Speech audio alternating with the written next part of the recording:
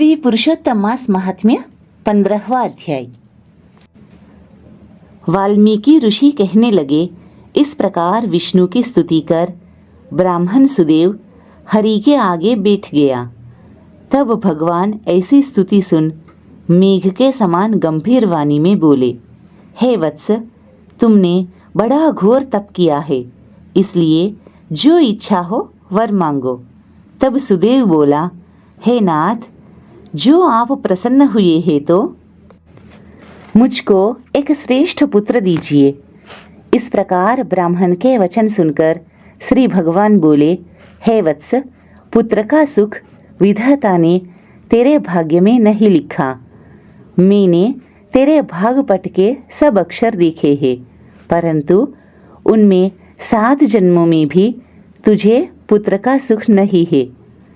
भगवान के ऐसे वज्र प्रहार जैसे निष्ठुर वचन सुनकर जड़ से कटे हुए वृक्ष की तरह वह ब्राह्मण पृथ्वी पर गिर पड़ा।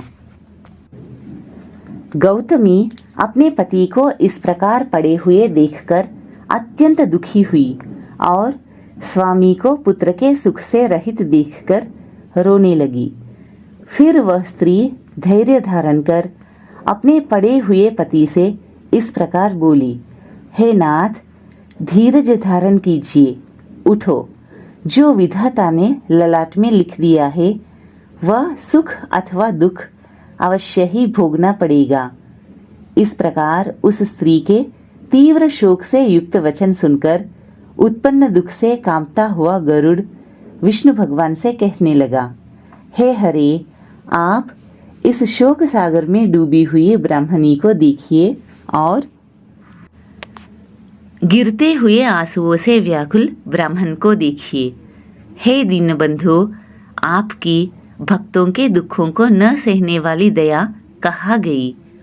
तब श्री नारायण गरुड़ से अमृत समान वचन बोले, हे गरुड़, इस ब्राह्मण को एक मनोगत पुत्र शीघ्र दूंगा।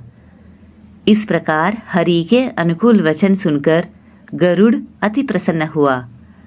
फिर हरि ने उस ब्राह्मण को अति सुंदर अनुरूप पुत्र दिया। श्री पुरुषोत्तम मास महात्म्य 15वां अध्याय समाप्त। जय श्री कृष्ण।